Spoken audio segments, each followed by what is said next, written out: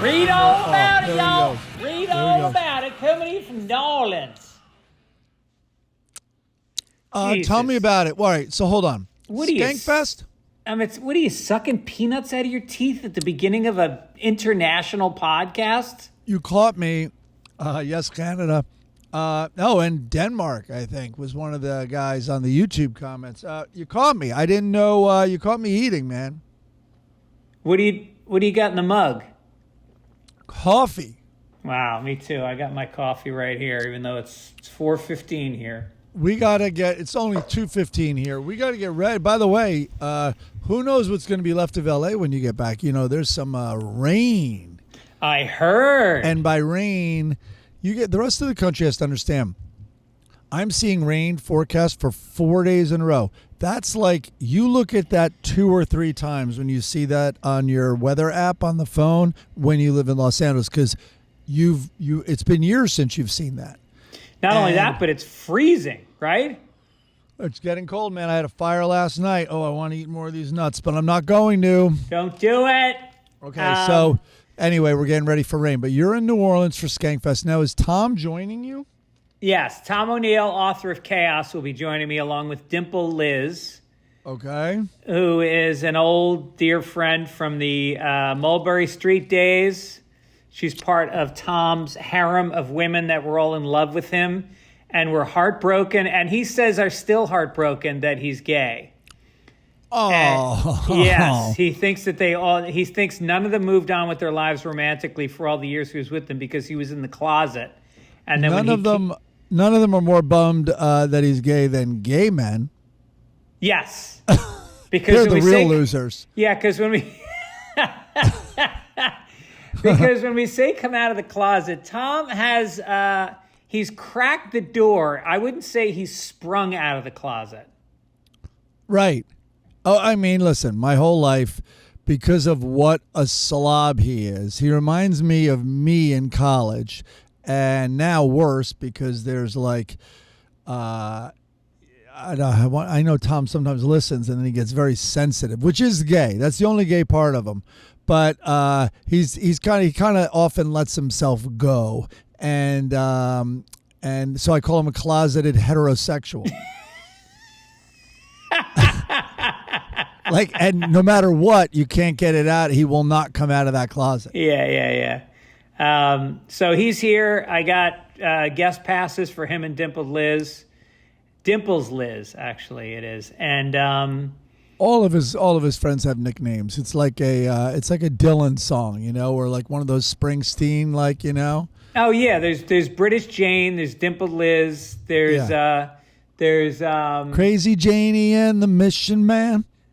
Everybody's got a name, and so they're coming down, and so Skankfest. If people don't know I think most of our listeners knows what Skankfest is. It's basically Louie Gomez and Jay Okerson, Dan Soder. Who are the other guys that do it?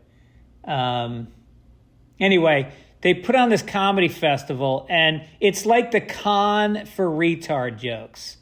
It's like every deranged, depraved comic you've ever met, and I'm not kidding you. There's 50 comedians on this festival. Wow. Yes. And I think they've had it in Vegas in the past. This is the first year they're having it in New Orleans.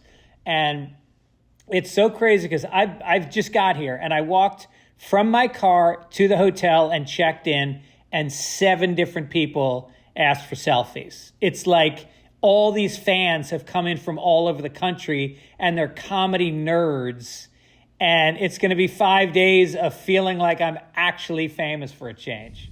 Wow. Yeah, you're big in the R-word crew. Yes, I am. It's very funny because I'm not that guy. But I know.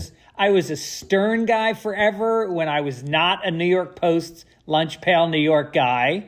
Right. I'm the most frequent guest on the History of the Adam Carolla Show. Could not have different politics than him. Right. Rogan, totally different than Rogan. Could not have more different politics. Right. So anyway.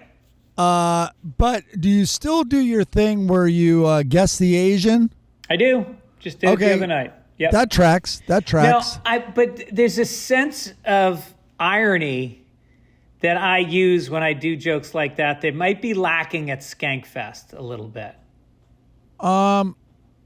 Maybe, yeah. But when you call one of them a little meaty in the chest area, and then you go with your Korean tag, like I think Filipino. That's Filipino. Sorry. Okay. Filipino. Okay. I mean, Koreans are definitely second in the breast department, but they can't hold a candle to a Filipino. Actually, holding a candle would be Thai. All right. Okay. Shooting a ping pong ball, that would be Thai. So anyway, I'm down here in New Orleans. It's going to be a blast. Attell's coming down. I've just been texting with him. Oh, see that's him great. Tomorrow. And yeah, a lot. And I did last night. I did Lafayette, Louisiana, which is a great little city. Had so much fun. I know. I've been in New Orleans so many times, and I've driven through Louisiana. Never been to Lafayette. I stopped in Baton Rouge for the first time. It's about halfway down here from Lafayette. So much fun. And so I was flying out, and here's a quick thing that happened when I was flying to Lafayette. I had to connect through Houston. So in Houston, I got a chicken burrito, and I'm on the flight, and I'm in coach, which, you know, I always say, like, nobody can brag about their lives when you're in coach. Like when you meet the person next to you, and they're like, "What are you doing?" I'm like, "I'm a comedian," and they're like, "Oh, oh." How you doing? Well, I'm here. I'm here. We're sitting on a bus stop together. I was very far back in both of my planes to and from Florida. So anyway, I eat this chicken burrito, and then I'm picking a piece of chicken out of my teeth, which, by the way, I almost always eat it because isn't it always like the best piece of chicken of the whole meal? Yeah, you've also tenderized it with your mouth for about an hour. Yes. So I pick it out, and for some reason, instead of eating it, I flicked it. Oh. And I look up, and it landed in the middle of the laptop screen of the guy across the aisle from me. That did not happen. Yes, and he whipped his head around and looked at me, and I just looked straight ahead, just did not blink. He had to have thought it's a booger. Had to. I know. You should have reached over, taken it, and put it in your mouth. Yes. Yeah. And I was in an aisle because of my knee. I had the knee surgery last week. Oh, and yeah. So how did all the special attention go? That was great. So great. I mean, it's just like I'm thinking about keeping this cane just to bring out the humanity in people on the street. I might get one of those dogs. I'll get a rescue dog that has like the wheels on its back legs. Yeah. Right. Just see how caring people really are. And so I'm in the aisle, and when you're in Coach and United, the seats they're basically folding chairs that have been screwed down to the floor. They have no support. They're flimsy plastic. So I'm on the aisle, and the row behind me, they're playing fucking musical chairs. Like the woman on the window must have had diarrhea because they just kept getting up. And every time they get up, they use your headrest as a fucking banister. Yes. Every single person grabs your headrest like you're not sitting there. And your head is like bouncing back and forth. It's like, what the fuck? Yeah. I had a kid behind me whose parents were doing the let's try no discipline, and the kicking, the real intense kicking was crazy. Yeah. And I let it go. I was too bummed. I was watching The Pit, and like The Pit, and I was so not enjoying it that I just ignored the kid kicking me because I was focused all my negative energy on The Pit. No, that whole thing in Chicago at the housing project where the ICE agents were zip tying kids. Yeah. Sometimes I get it. On a flight, I get it. I think it's wrong. Right. But so gratifying. Yes. So now, were you wheeled through the airport? Yes. Oh, we've arrived. Yes. Okay. Yes. How did that feel? Well, I got to LAX, and I'm like, I get there like 2 hours early, and it was just like 5 o'clock in the morning, and this was actually on my flight to Chicago last week, and I show up at the designated spot. You go to Terminal 7, you go to door 101C, and there's a phone, and so you sit down with all the other cripples, and you got to dial 81 on the phone, and then somebody goes, okay, we'll send somebody over. I waited 25 minutes for this overweight old lady to show up with a chair, and she puts me in, and she just waddles. It's like she's walking. And meanwhile, like, my leg's not that bad. I'm just worried that the gate is far away. So we get to TSA, which is right there. There's no line. So the whole idea that I'm going to skip the line is moot. We go through TSA, and my gate is the first one. You can see it from where you pick up your bags. I was like, I could have done this in 3 minutes. Oh my God. And I mean that taking their time, and then a slow walker, when by definition every single person is under a deadline at that airport. Yes. Everyone has a clock that's ticking. Yes. And I gave the lady a 20, and she acted like she just hit the lottery. Do people not tip these people? I don't know how it works. It was my first time doing it with my dad, and I tipped, and they seemed to be expecting it and everything. I don't know what to do. I mean, listen, if people are tipping them, I'm sure it's a good gig. A lot of the airlines are union. Yeah. And they're probably getting, I wouldn't say fair pay, but they're getting compensated, and then they had tips on top of it. Yeah. No, it's a good gig. It's a good gig. Yeah. Someone told me this woman who went to school in Boston said she knew the owner of the club. It was on Lansdowne or whatever it was, right? Where some of the clubs were down by Fenway. And whatever job she was doing, it was like waitress or something like that. He goes, you know what? I'm going to move you to coat check. And she's like, oh man, what did I do wrong? And he's like, no, trust me. You want to get to coat check, but I'm just like leapfrogging you over some people. So, and she goes, coat check was the craziest gig. Everyone in Boston, especially, is checking their coats when they go into a club, and everyone tips. And I think she said it was like $5 or $3, whatever it was. And their pay was you get to keep $1 of every coat that's checked, plus everyone's. Anyway, she goes, she's like, I think I make less money now in my career than I did when I was a coat check person. Wait, so if they give her $10, how much does she keep? Well, no. When you give the coat, you pay like $3 or something, like that, or $5, whatever, and then they all keep $1. But then they're tipped on the way out. I see. On top of that, yeah, I see. Wow, and the tips are way more than bartenders, and they don't have to split it. Anyway, no, when I was a parking attendant, become a coat check, everybody. When I was a parking attendant at the country club, it took me 15 years to make as much money as I was making when I was 16 years old. These guys would come in, and I would show up to work. I had to be there at 6 o'clock in the morning because these golfers would come in to play early. And many times, meaning I went from a party at my friend's house to the country club drunk. Right. And then everybody came in from 6 a.m. to 10 a.m. nonstop. And the parking lot was down a very steep, pretty long hill. So in the morning, you drove it down the hill, and then you had to run up 3 flights of stairs to get to the top. And there was actually a dirt trail. So as you went further down the lot, you started there were 2 dirt trails. You'd take one of those up 3 flights, and then you'd sweat it out. Now you're sweating in people's cars. And there'd be 2 of us, and then one of us would just fucking crash out, just sleep for a couple hours. We had we had like an old mattress in the shack that we had. And then you would chill all day. Like a couple cars would come and go, and you would just sit. We had a guitar in there. We had a boom box. We'd smoke weed. And then they'd all start to leave. And then we'd be out of there, 8 o'clock. Yeah. So it was like a 14-hour day. But, I mean, I was walking out of there with like $250 as a 16-year-old. Yeah. Valet Shack. That's the movie. All cash. Wow. Yeah, of course. Oh my God. Plus whatever you could steal from their ashtrays. They all had coins in the ashtrays, so we'd steal from them.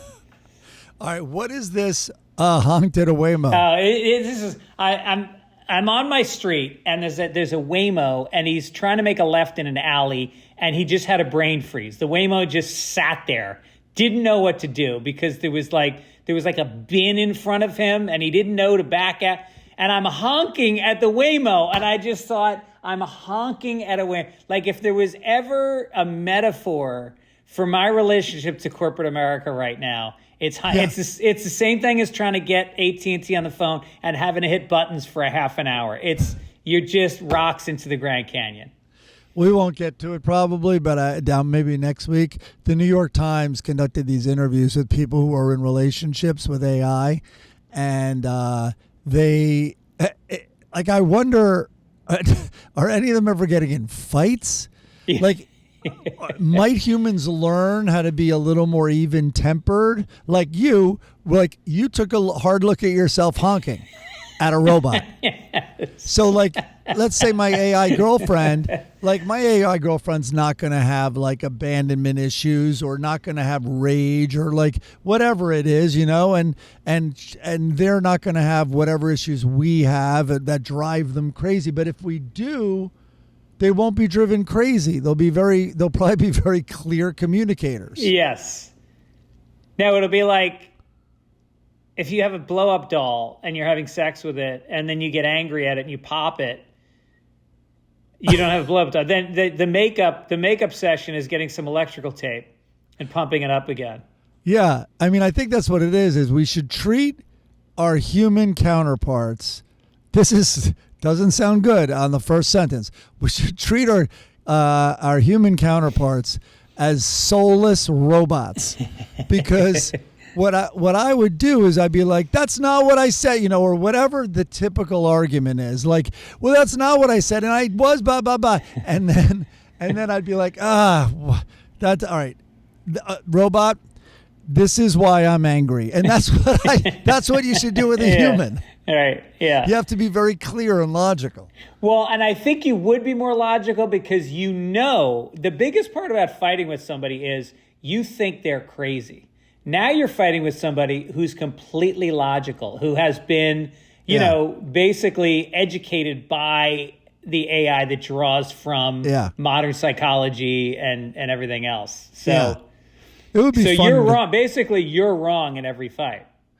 And when you try to gaslight your robot companion, they're like, no. No, that's not what happened. Speaking of which, you have therapy in an hour. Yeah, I know. I don't know what I'm going to say, but I think I'll bring up this. Maybe I don't need it anymore if I bring up this robot. No, in an hour. In an hour. All right. Well, all right. I need to get back into therapy. It's been years since I've been in therapy. I need it. So crazy. Well, have you tried AI therapy? I've heard about that, and I think what better way to give the government all of your shortcomings and things to blackmail you with than do AI therapy. Good point. But it's all about the prompts, and I guess you can really make some progress. The logo this week comes from Jane, our old friend Jane, this is an old one. I was going through the folder looking for some old ones. This is Throwback Sunday this week. The logo and the song are throwbacks. Jane did this. It's us. It's Abbey Road, obviously. Nice. And Jane, I've called out to you recently to see if you still listen. I don't think she listens anymore. Oh. Yeah, but she gave us so many logos that I still use them sometimes. Well, maybe she'll see the logo on the podcast app or something. Okay. We miss you. The throwback song, because the last 2 weeks, I've never gotten reactions to our songs. I shouldn't say never, but I can't remember getting these kinds of reactions from the songs the last 2 weeks. We had that guy Thor did a song that was incredible, and then everybody started asking, where can I find his stuff? So I DM'd him, and he said, go to YouTube, and it's Thor-the Catalan Viking, Catalan Viking, and you can follow him there. And then last week we had Chris Maher who people also freaked out about. So I said, all right, how do we keep the level this high? So I went back and dear friend of the show, Rob Dukes, did one of our early songs. Yes. And if you don't know him, he's one of the greats. And so this song was from Rob. I don't know if he ever titled it, but I think he brought together some of his guys. People on YouTube are debate like getting into it of which was the better song from the last 2 weeks. They're very passionate about it. Yeah, and some people want to know. Wait, what did this guy write? I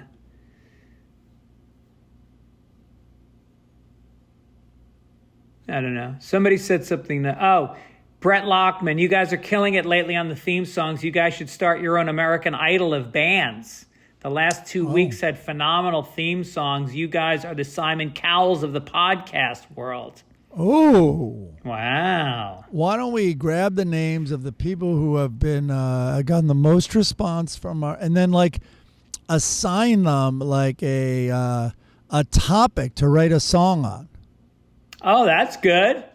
Something maybe we're each going through or something like that. Or an area. I think we should also do like a playlist that we keep the great ones in and maybe add in this week's that people can listen to. Yeah. But although there's a lot of people that are boycotting Spotify right now because they keep putting these ICE ads in our fucking podcast. I don't even think we get paid from Spotify. Here's the thing about Spotify. We give them our content for free. We write it, we produce it, we perform it, we edit it, and then we deliver it to them, and then they play it where they get listeners, they run ads and make money. We don't get a penny. How did this happen in podcasting? Yeah. And don't forget, when you join up for ICE, use code PAPERS, and you'll get a 10% bump your first year. And they get a bump, too. Right on the head, you dirty foreigners. Corrections. This is from, what's his name? Pedersen. Is it Bob Pedersen? I think it is. He is our biggest corrector. He says, and he's got a little bit of an attitude. Hello, dipshit. Fission is not fission. It's fission like vision. Everybody in fifth grade knows this.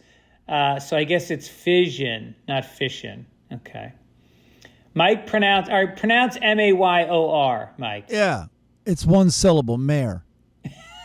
It's like, mayor. What's your problem? Yeah, thanks for pointing that out. Mayor Dinkins.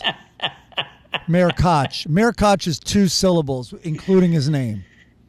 And then he says, Eugene is not Gene E, not Eugene E. What? Eugene is Eugene E. I don't understand that when he wrote Eugenie. Oh. Whatever. I don't know what that is. I think he's out of his mind. All right, let's get to this one next time because we've got... okay. We got tour dates. Phoenix, I'm coming to the Desert Ridge Improv November 28th to the 30th. San Francisco Punchline December 11th through 13th. Hasbrook Heights Bananas December 26th, 27th. Cleveland, Atlanta, Austin, Sacramento, Philly. All coming up. Go to fitzdog.com and get tickets. Don't forget. Don't forget. Christmas is fast approaching. Things are about to get crazy. Uncommon Goods can make you look like a champ. Buy gifts for your loved ones that are made by independent artists, and you know that it's not something that your friends are going to have. These are, I don't know if they're one of a kind, but they're not a lot of a kind. And when you buy, they're unique, and they're personalized. Like, say you got somebody who's a gourmand, you can find stuff for the kitchen that's personalized. You get monogrammed books of great sports teams' histories that you can get for a big fan of a team. They've got so many different things to choose from. They also donate $1 to a cause that you choose. whenever you buy something from them. It's all stuff that's handmade in the USA. Everything on there. Here's one customizable. It's a custom pet embroidered sweatshirt. You send a picture of your pet, you're going to get it embroidered on the sweatshirt. I like right there. That's nice. Winner. That's nice. I got my daughter these Ugg kind of slippers that have lavender. They smell like lavender. Yeah. So that's a nice thing to do for your daughter. Of course. Hey, remember these? I used to love these. Remember when it was, well, I guess it was ice cream helmet night? I don't even know what it was called. But remember you go to the ballpark and they'd hand those out? Yeah. And you get ice cream in your baseball team's helmet? Yeah. Well, get the helmets. I love it. So don't wait. Make this holiday the year you give something truly unforgettable. To get 15% off your next gift, go to uncommongoods.com/papers. That's uncommongoods.com/papers for 15% off. Don't miss out on this limited time offer. Uncommon Goods. We're all out of the ordinary. All out of the ordinary, kid. Let's get a crinkle. Here's the paper right here. Front page. Oh, front page. Well, all right. Go ahead. We're about to get kicked off the algorithm. Because? Sex offender. I don't think you can say that. Oh, Jeffrey really? Epstein referred to Donald Trump as, quote, the dog that hasn't barked, and told his former companion, Ghislaine Maxwell, that an alleged victim had spent hours at my house with Trump, according to email correspondence released on Wednesday. Doesn't bark. Trump is literally all bark. That's all he does. He's losing it. So wait, we're taping this on, what's today, Thursday? Thursday, the 13th. So I'm interrupting. I apologize. But right now, like right before you sent me the link to this, I was reading of course it's news, all these documents that have been released. And by the way, the however many tens of thousands of pages, it's 1% of the Epstein content, they said. God. And I'm not saying the worst isn't in this batch. I don't know. But this is what I was reading is all the news speculation is on how many Republicans are going to jump off a sinking ship now. You think it's sinking? You think it's that bad? I'm trying to be factual here and like a journalist. I am saying that's what a lot of the articles coming in. It's not about like what games can, what's his name, the douchebag do to delay the vote. Mike Johnson to delay the vote because there's weird things. It's like 7 days, but a day is not what we think of as a day. And if he stops a day short and doesn't adjourn it, it hasn't been a business day. So he can play games for a while, but everything stopped about that and was like, it may not matter no matter what because of how many Republicans they think now are like too far. All right. Well, Epstein wrote the victim, who I think is that woman who wrote the book that killed herself mysteriously, spent hours at my house with him. He has never once been mentioned. And Maxwell wrote back, I have been thinking about that. The email exchange was one of 3 released by the Democrats from a batch of more than 23,000 documents. There was an exchange between Epstein and author Michael Wolff, who's written 4 books about Trump. And he said, quote, I hear CNN planning to ask Trump tonight about his relationship with you, either on air or in scrum afterwards, Wolff wrote to Epstein. If we were to craft an answer for him, what do you think it should be? Epstein replied. And then Wolff said, I think you should let him hang himself, which I think he got confused about the hanging. I think he was supposed to let Trump hang himself. If he says he hasn't been on the plane or to the House, then that gives you a valuable PR and political currency, and you can hang him in a way that potentially generates a positive benefit for you. Again, with the hanging. Yeah. Of course, it is possible that when asked, he'll say Jeffrey is a great guy and has gotten a raw deal and is a victim of political correctness, which is to be outlawed in a Trump regime. The third message appears to touch on the topic of whether Trump had banned Epstein from membership at Mar-a-Lago years earlier. Quote, Trump said he asked me to resign. Never a member ever, Epstein wrote. Of course he knew about the girls. He asked Ghislaine to stop. Stop, Ghislaine. Stop making me come to Jeffrey's house and fondle teenagers. I mean it. Just stop with it already. Wait till the email where it's like, from Trump to Epstein, I am going to kill you in prison. Yeah, you're right. Because that is the other speculation right now. Oh, that's going to come out? No, that Trump, no, what?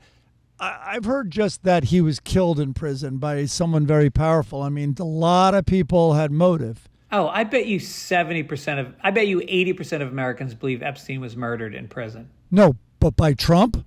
Oh, well, we'll never know that. That's the chatter today. Yeah. You never know. There's people out there, I mean, who have been paid off and all this, but when it is a sinking ship, you're surprised how many cowards now flip.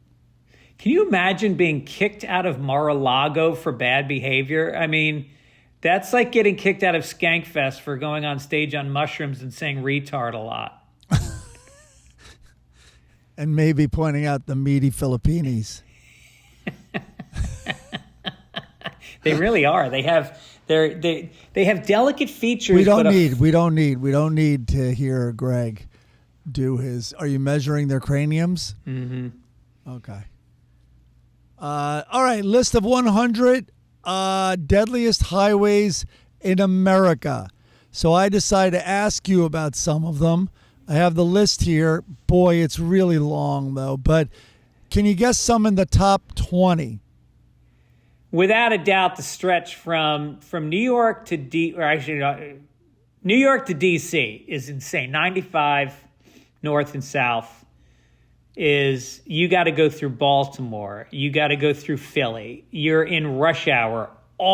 Everything south of New York, you're in rush hour, and it's insane Italians driving fast cars. That's a really good guess. And I just now searched. So there's 4 matches for 95. So number 34 is I-95, Prince George's. It's Maryland. Yeah, right. Okay, what's That's the next between one? Philly and I-95, Palm Beach is number 70. I totally buy that. They drive, and of course the motorcycles without helmets. It is like they're racing.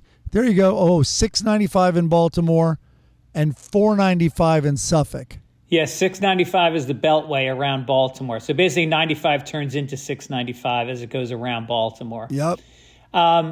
Yeah, Florida, I think it was Don Gavin had a joke about driving in Florida. He's like, if you stop for longer than 10 minutes, somebody died, drive around. I would guess also the road from LA to Vegas, I think that's 15 yes, east and west. You did it. So get this. The headline was, California dominates the list of America's 100 deadliest highways. 4 out of the top 5 are on the West Coast. California's the top spot. I-15 in San Bernardino County. 80 fatal crashes over 3 years. Yeah, that's LA to Vegas. That's the deadliest highway. All right, the other one I got to think the one that goes through the overpass, the 5 in north of LA going up to San Francisco. No, not in the top 20. Now I-5 is, but it's San Diego. Oh, okay. There's one right near you that's here. No, that was down by. Oh, well, the 10 east. The 10 east and west has got to be bad. The 10 makes this list quite a few times, but at number. Wait, what is the ranking here? Rank. It's a tie. I-10 New Orleans, tied for 6th. Dude, I just drove down that. Yep. Wow. And the guy even said to me, who was driving me, he's like, there's tons of accidents here. Because I guess they get like a lot of haze and you're going over a lot of 2-lane bridges, like long ones. Oh, yeah, below water. It's like right at the water level. And then number 10, by the way, is US 61 in East Baton Rouge. Yep, drove through that. Wow. All right, here's the 10 in case people are guessing it home. It's I-15 San Bernardino. I'm going from 1 to 10 in that order. I'm counting up, not down. I-10 in Maricopa, that's Arizona. I-10 in Riverside, L.A. I-94 Cook in Illinois. I-40 Bernalillo in New Mexico. US 60 Maricopa in Arizona. New Orleans, I-10. I-5 San Diego. I-5 King, which is in Washington. And number 10, US 61 in Baton Rouge, which we just talked about. Sounds like some of those are old people roads where people are just slumping on the steering wheel and the horn goes. Yeah, exactly. Yeah. I bet Florida's probably second here, I imagine.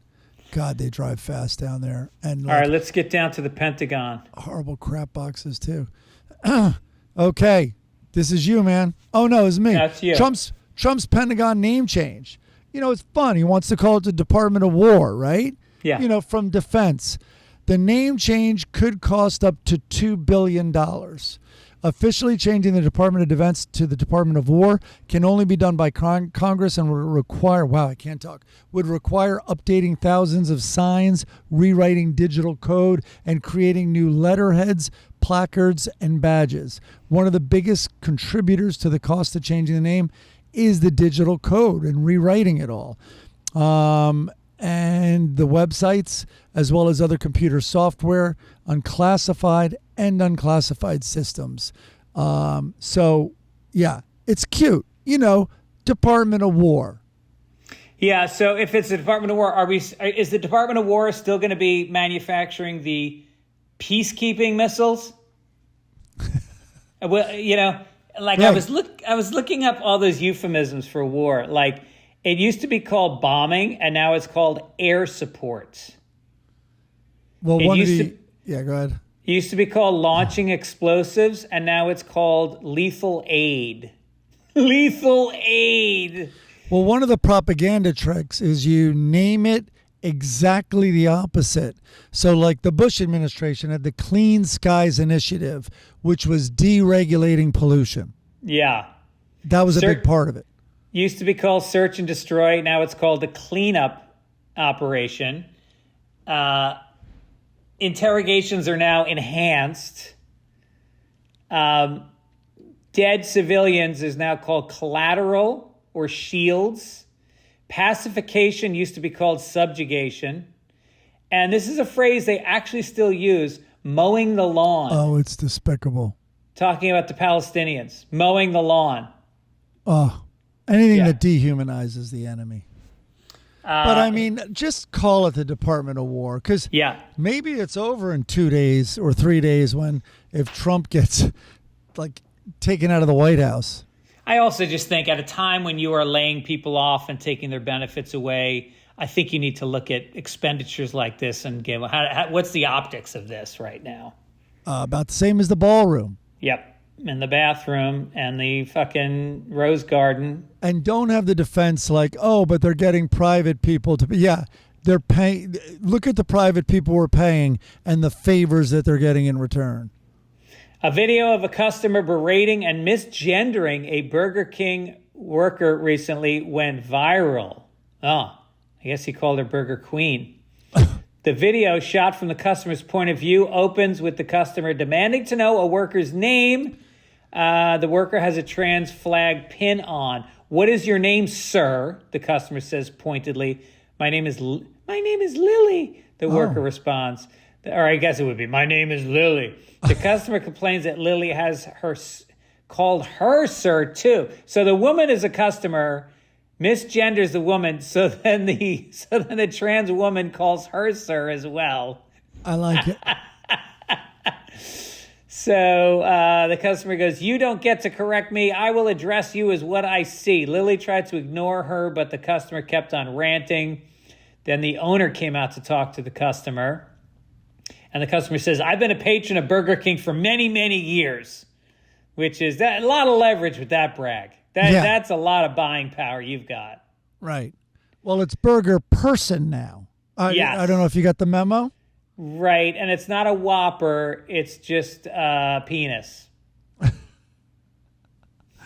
You don't get to correct me. I will address you as what I see. Okay, then why don't you call me milkshake thrower? Because that's what's coming, sir.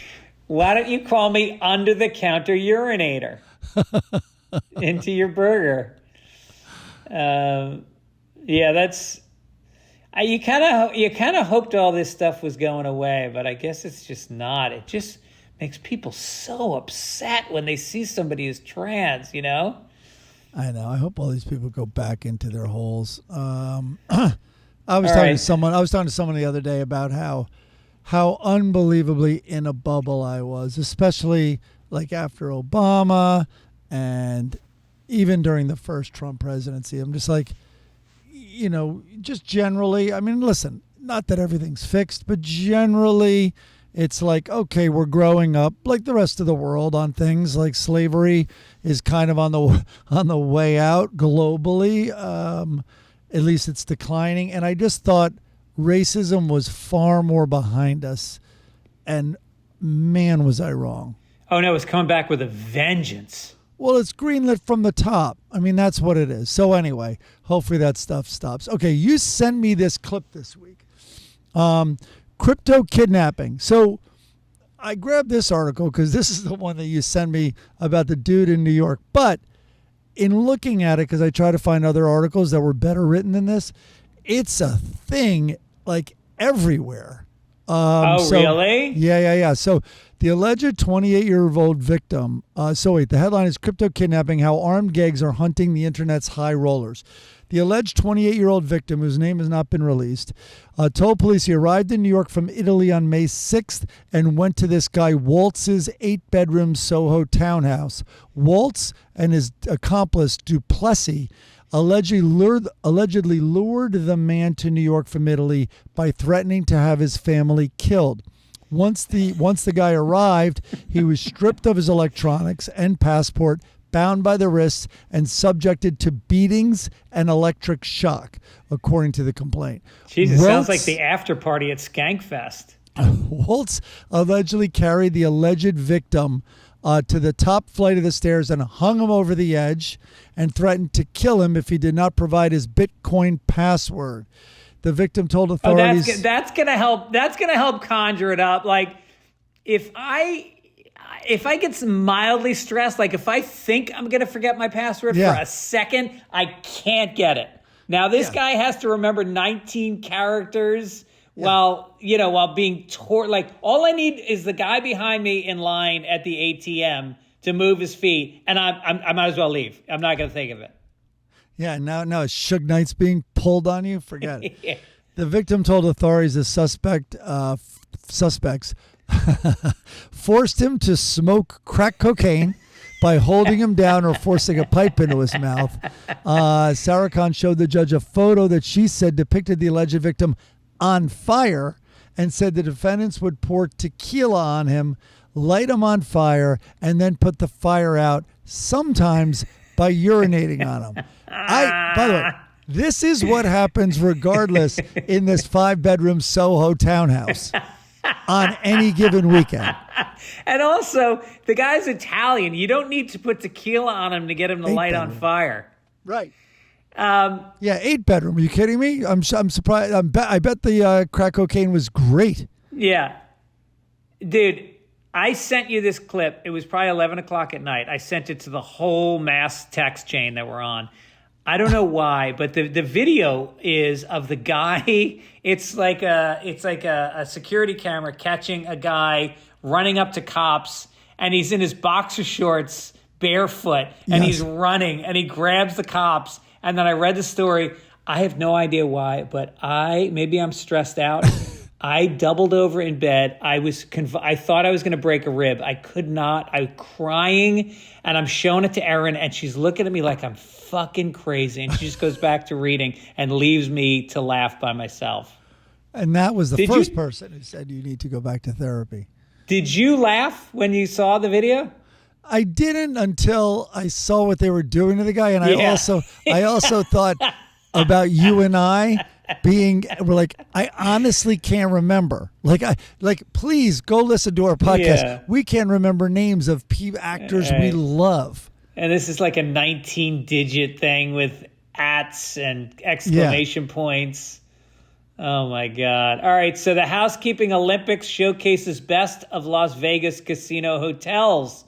The Las Vegas housekeepers and custodial staff put their skills to the test Monday evening during the annual Housekeeping Olympics inside the Michelob Arena at Mandalay Bay. How about it? Teams from the strip resorts and local businesses competed in events like bed making, mop relays, vacuum races, and buffer pad tosses. Now in its 35th year, the competition recognizes the city's guest room attendants, many of whom start in housekeeping before moving into supervisory and management roles. All right. You could actually, it's Vegas, so you could go on DraftKings and put $50 on Consuela in the vacuuming pubes off the pillow relay. It's a relay. It's a relay. You hand the vacuum off to the next person. Dickie had some jokes as well. He called it the Ice Olympics. Marks its first year of competition in Vegas. And the winner was allowed to stay in the country. I had the winner gets a crumpled up single drenched in stripper perfume on a dresser. Nice. That's how they should win their prize. Exactly. All right, let's skip the Kennedy one and go down to local news. Local news. It's a new little thing. I saw this and I put it on here because of you. Santa Monica, on a downtown lot where Santa Monica has spent nearly a decade trying to build affordable housing, temporary pickleball courts were approved and opened in less than half a year. Yay! The property, valued at roughly $600,000 for the new courts, is the same site slated for construction of a $123 million affordable housing project, one now expected to break ground in 2027 at a cost of more than $1 million per unit. Huh, that makes The sense. Santa Monica Pickleball and Paddle Center opened this spring, but its use of the lot will be short-lived. A large banner outside the property makes that clear. The site remains designated as an affordable housing complex. So do you know this? This is the one by the West Side Comedy Club. Oh, I know it very well because it's like really hurt their business. This was all right, here's the thing. It was a 7-story parking garage where there was a line of cars at 3 different booths lined up paying $12. $12. Every 20 seconds, $12. $12. And they tore that down. Now there's a pickleball court. Me and Mary Fitzgerald went to play there one day. It was $30 for 60 minutes of pickleball. And there's about 8 courts. They are empty. I drive past all the time. Empty, empty, empty. So they're making about $200 a day from these courts. I'm sure there's liability. By the way, everyone gets injured playing pickleball. I'm sure they put Santa Monica as one of the people they sue. Yeah, and and also like the homeless know it's supposed to be housing. Like they're showing up. I saw a guy who had set up a tent on one of the courts, and then these 2 douchebags in preppy shirts dragging him off the court. What? No, that's not true. But I can see a scenario where that happens, Mike. Okay, and it would be ironic. But your office building is still standing. Yes, I was in an office for about 10, 12 years, and it was like this city-owned little property, and it had about maybe 30, 40 offices in it, and it was like indie filmmakers, script writers, a fucking seamstress, architects, like little indie businesses. Yeah. And it was rent controlled and it was great. And it was real community of people. And they kicked us all out about a year and a half ago so that they could tear it down and build pickleball courts. And guess what? The building's still sitting there, just sitting there empty this entire time. But this pickleball constituency is powerful. Like, yes, they get this city to do stuff that the city's horrible at doing things. Well, maybe what we need to do is get the homeless to start playing pickleball so they can advocate for themselves. I think what they do is they march outside of City Hall making the sound that pickleballs make. They bounce the balls, and that literally drives everyone crazy. Yeah. So that's somebody was telling me they bought an expensive home, and then the house next door put up a pickleball court, and that's all they can hear all day is that click, click, click, click. I bet there's a way you can measure the sound. Maybe, hopefully, it's above a certain decibel. Yeah, well, anybody who lives in a house that's big enough that the house next door has a pickleball court, their life's fine. Yeah, I think you're right. Ethical question. Now, how about we do, because I liked a lot of these, how about we do rapid fire? Rapid fire, you got it. Here we go. It's the way I answer ethical things anyway, quickly and with very little thought. My kids are becoming adults. Can I stop hiding what I think about their father? No, you keep that up. I think a family is built on lies, and those are lifetime lies. Okay, next one. My kids are becoming adults. Can I stop hiding what I think about their mother? I'm kidding. That would be a different answer for you, I think. Okay, next question. After 35 years, do I still have to cook for my husband? No.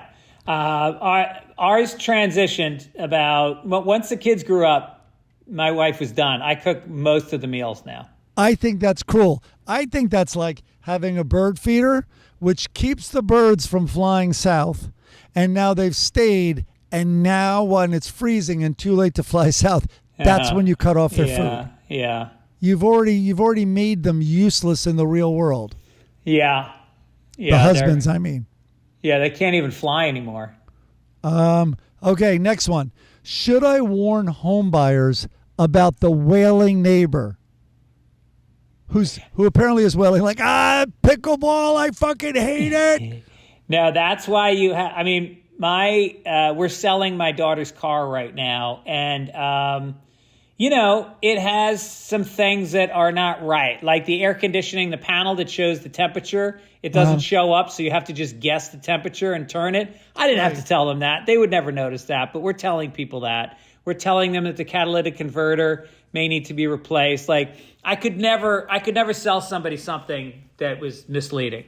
This is interesting. So the sub-sentence on this is, I don't want to prevent a current neighbor from selling, but it feels as if disclosure should take place.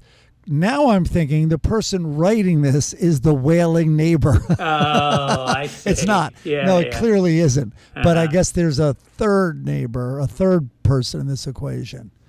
But, when I bought my first house I ever bought in Laurel Canyon, there was a guy, it was old LA, where, keep in mind, the house I bought in the late 90s was $315,000. That beautiful Spanish. Oh, my God. I know. So I didn't know you bought that house. Yep. So you could still buy. Wait, the one in Laurel Canyon? Yeah. So there was still. You bought that? Yeah. So there were still a lot of characters in LA who could afford to live like in the Hollywood Hills in Laurel Canyon. There was no doubt about it, a drug dealer right on the road next to us, to the point where I emailed, because I wanted in writing, I emailed the seller, hey, what's up with the house? And we got along. He was my neighbor. I lived across the street from him before I bought the house.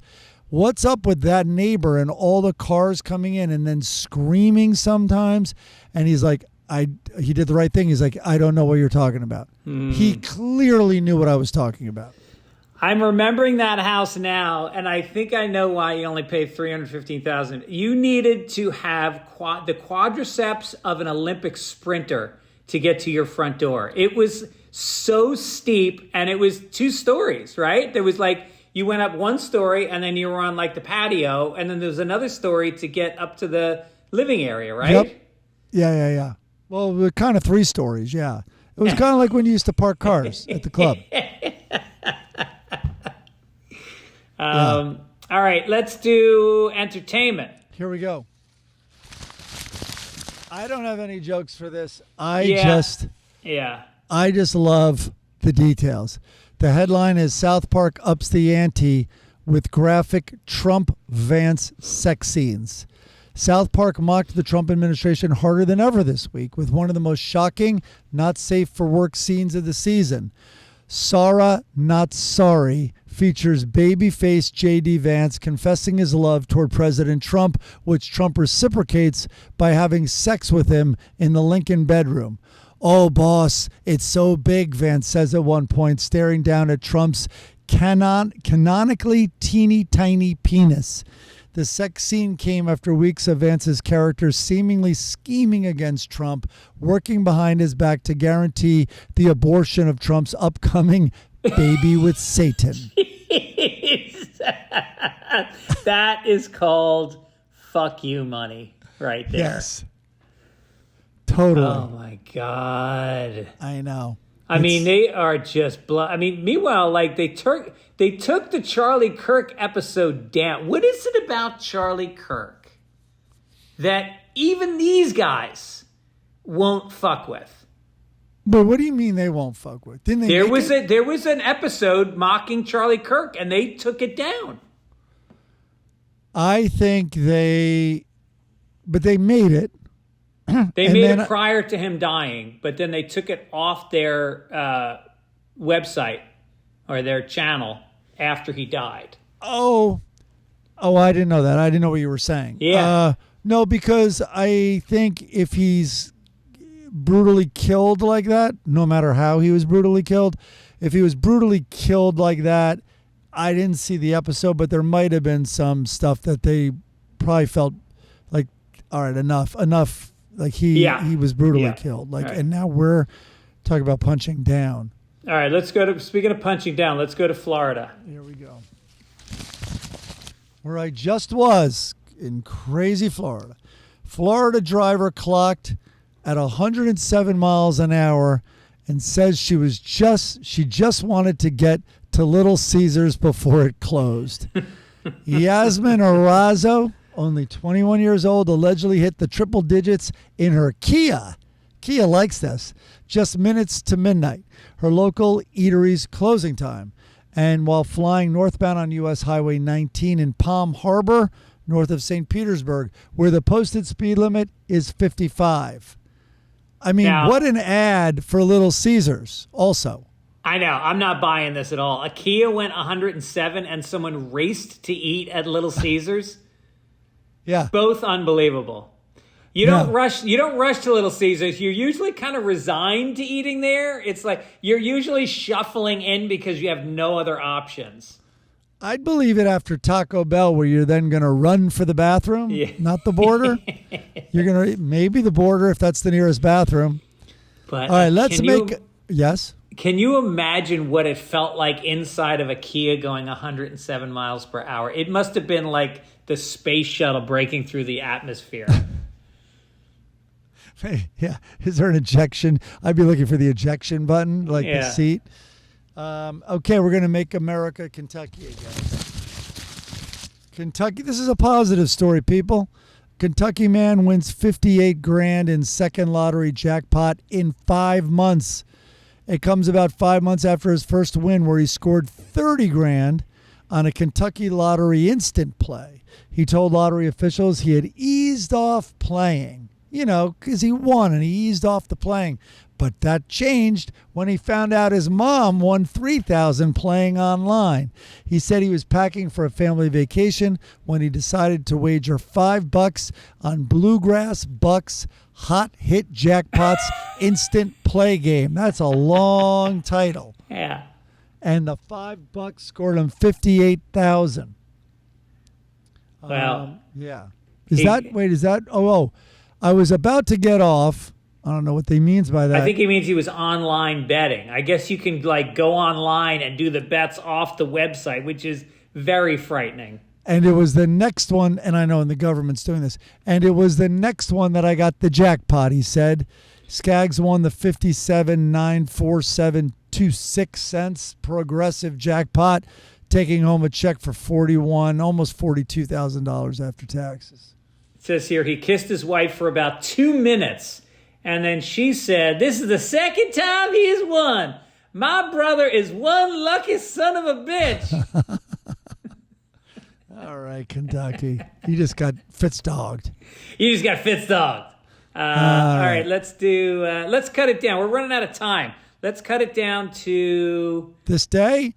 Yes. It's going to be a short one, man. I'm going to tell you right now. Jesus, it was dry. This day in history. Okay. It's even hard out of here already. Martin Scorsese, known for his harsh, often violent depictions of American culture, was born on this day in what year? I started the documentary, by the way. Dude. Yeah. I was supposed to go to... Mark Maron had a rap party for his podcast after however many years, which, by the way, when we stop our podcast, here's how you guys are going to know. It won't be on the next week. Right. There won't be an announcement. There won't be a party. So anyway, I was supposed to go to his party, and I started watching that with my family, with my wife and my daughter. I could not get off the couch. It's so riveting. He's such a fascinating guy. He really All right, is. so I'm going to say he's around my mom's age. Oh, so wait, give or take 2 years. All right, he's around my mom's age. So I'm going to go, she was born in 1942. So what's your guess? I'm going to say 1942. I try to get you off of that. He was born in 1942. Hey now. All right. We're off. After 10 years of construction, the Suez Canal opened in Egypt. Give or take 25 years. When was that? Suez Canal connects the Red Sea to the Mediterranean. I listened to an audiobook about it. I believe it was in the late 19th century, so I'm going to say 1880. Look at you, 1869. There we go. The U.S. Congress held its first session in Washington, D.C. on this date. In what year? Give or take 40 years. 1810. 1800. Nice. Well, you give me 40 years on that one? I don't Generous. know. Well, I thought it might be trick. Like it put in that in Washington, D.C. Oh, and right. But it really isn't a trick. Man, okay, here we are. Jonestown Massacre. Jim Jones, leader of the People's Temple. They all drank the Kool-Aid. In what year? Give or take 4 years. 1982. Oh, man, did I? 1978. Yeah, baby. I'm 4 for 4. The American dramatic... The American dramatic film, Ben-Hur, arguably the best of Hollywood's biblical epics, had its world premiere. I've never seen it. It later won an unprecedented 11 Academy Awards. Whoa. What year did Ben-Hur come out? Give or take, I'm going to be generous because I'm rooting for you, 6 years. 1959. It came out in 1959. No, it didn't. It did. Dude, I'm on fire today. All right, let's stop it. I don't like this anymore. Good. Let's stop Perfect. it. All right. God, you're generous with the years this week, too. I didn't even need to take advantage of the generosity. I thought you were going to say like 65, and I wanted to be a nail biter. All right, here we go. Letters to the editor. Alanda Martin said, hi, Greg and Mike, especially Mike. Oh. I'm 47, Colorado 7, but at my peak, a Colorado 9. Whoa. Who's this from, Jim? I have been divorced for 1 year after a 23-year-old relationship. I've been online dating for about 2 weeks. I feel like it's quite burdensome. Should I keep going or quit altogether? Love you both, especially Mike. Thanks for Sunday Papers. Love it. So 23-year-old relationships. The person's 23. Get on it. Yeah, stick with it. I think you can weed people out based on their profile. And then I think guys are trickier. But I think you can smell out a douchebag from pretty far away.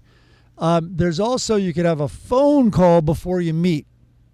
But women, you're going to get a free drink out of it and put in a hard out. That's what I recommend. The hard out. The hard out can be made up, And then I have therapy at 3:30. I have therapy at 3:30. That's a good one because that'll keep them like guessing. But you have a hard out, and then if there's chemistry and all that, then you blow off the made up hard out. If you look at your phone, you're like, oh, you know what? It was pushed back a little. First of all, I think there's less douchebaggy guys in Colorado. Somehow I see them all as like flannel shirt wearing. They chop their own wood. They're not religious, but they were raised by religious people. They're good. Yeah. She said she's a Colorado 7 at my peak of Colorado 9. Maybe go to New Mexico where you're an 11. Yeah. And keep the title, Colorado 7. That should be your name on the dating profile. Right. Get a T-shirt that says Colorado 7 on it. Yeah. All right. Let's cheer up from the obituary we didn't have this week. And again, when we don't do an obituary, it doesn't mean that your sister who died of leukemia was not important. It just means she meant nothing to us at all. Nothing. We didn't care about her. This is, you know what? We're like the robot podcasters. We are just stating facts right now. Your sister who died a gruesome, horrible death meant nothing to us. We slept like babies the night she died. So did she. We never thought about your sister. Never. And couldn't give a shit. Couldn't give less of a shit about your sister until now. Now we know. We're not bad-mouthing her. No. We're just saying that she was meaningless to us. Yeah. She could walk right up with her cancer and slap us in the face with the tumor. Wouldn't know it. Dude, by the way, I came into the hotel last night in Lafayette, and I threw on the TV, and they had HBO whatever on, and it was that movie with oh Jesus, who's the really beautiful blonde Jennifer something? Not Garner, not Lawrence? Connolly, no. Okay. Anyway, it's this movie about this unbelievably beautiful actress. You'd know it if I said her name. Black hair, perfect teeth. Oh, big, no, nice, of good course. tits. Of course, with the black hair. Yeah, and she's choosing a lot of heavy roles. Yeah. Connolly. Is it Connolly? Yeah. Yeah. So it's Jennifer Connelly, and it's Ryan Gosling, I believe. So they're two impossibly beautiful people.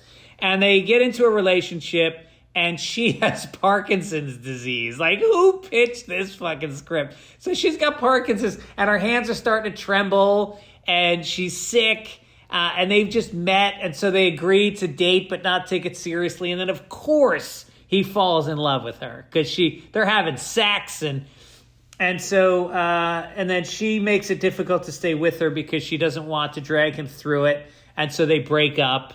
And then at the very end, there's this happy ending where they get back together again. It's like, all right, can we see part 2? Is there a sequel to this, please? Did you do any unpacking, or did you just sit at the bottom of the bed and watch this thing? I did. I had it on in the background, and then I did end up sitting down and watching it. She's not a bad actress, to be perfectly honest. Oh, I think she's been nominated. Yeah. Yeah. Beautiful Mind. She's my been in a God. lot of stuff. Beautiful All right, here's tits. an Onion headline to get us started. Study finds that most Americans can't find where they are being deported to on a map. That's the problem. That's good. The Onion's back. Oh, man, the Onion's so strong. All right. So the comic, I did not give one out last week. I was heard remiss. all about it in the YouTube comments. Oh, boy, I was remiss. By the way, feel free to put some of those comments into the script if you want. Oh, you told me about that. I should. Yeah. All right. This week, you do have an assignment. There is a mime, and he's being pushed up against a wall by a cop who is cuffing him. And that's it. That's all you need to know. This is our second mime one. The first one had a kid, like with the mom and the mime. So it's unrelated, but it's another mime one. Well, this is from Jason Love did this one. So the guy's got his cup out. There's some change around the cup. He's clearly like a street mime, and he's being arrested. Okay. Hagar the Horrible. Lucky is sitting down with a fortune teller who's got her crystal ball. And she says, before we peek into your future, let's look at your past. And then the ball lights up and he goes, wow. And she goes, oops, sorry, that was my past. And he's shaking and trembling and sweating. Imagine getting a glimpse into an attractive young woman's past in medieval Scandinavia. So traumatized. She believes in the supernatural. Yes. Yeah, she's a fortune teller. Leroy Lockhorn is sitting on the couch, and he's exasperated, talking to his friend. And he goes, I wish Loretta would give me peace of mind instead of a piece of hers. That sounds like a Kindler joke. Yeah, that is good. And now we have Leroy comes in. He's extremely hungover. It's first thing in the morning. He goes, do we have any coffee faster than instant? And then we have him staring at his laptop while they're eating. And she goes, an apple a day keeps the husband away. All right. They're always their little efforts. They're good. Yeah. Now we got not good. Dagwood sitting slumped on the white chair with his feet up on the hassock, looking like a petulant boy. Yes. He goes, and he's watching TV. She's got her back to him. Thank God. Always. And she goes, he goes, I've been sitting here watching TV so long my legs have fallen asleep. Blondie helpfully turns around in her hot fuchsia silk sweater and her yellow hair tumbled as she's done her hair for dinner. And he's looking at the back of it because he's a homosexual. He's a lazy homosexual. And she goes, I'll bet taking out the trash would wake them up, honey. And he goes, actually, it would seem wrong to wake them up from such a nice nap. I think his cock is asleep, too. I think his brain's asleep. You can't win with this guy. No. You know, she's basically saying, why don't you do one productive thing around the house and I will be forthcoming with you've seen her tits. You can't see them in this shot, which is a waste. That's the crime. That's the crime. All right, listen, Mike's got to talk about his childhood. So if you guys want to come out, don't forget. Talk about this past hour and 11 minutes. After Thanksgiving, come on out to the Desert Ridge Improv in Phoenix, November 28th through 30th. Then San Francisco and Hasbrook Heights, New Jersey. And otherwise, I will highly recommend the Scorsese documentary. I think it's on... I don't know what it's on, but find it and watch it. And then we have to do the Sofa Company or whatever it is. We said we'd talk about, so we have to do that. Anything you want to recommend? I guess I'm alone. I don't really like The Pit. I don't really like any of the characters. They're all miserable. It's the same time. It's the same way I would watch Grey's Anatomy. It's like doctors, these doctors complaining the whole time. And I know it's not bad. It's well done. But I liked the little blonde who kind of looks like the kid from A Christmas Story, but it's a woman with the glasses. And yes. She also this is what here it is. And I'll just say this quickly. All of these shows, and it's not because I'm a comedy snob. Anyone listens to this knows I'm not a comedy snob, like by very unfunny things that I often like. It is when they hire actors who literally don't have a funny bone in their body, and then they make them do subpar comedy. Yeah. It's like, just don't.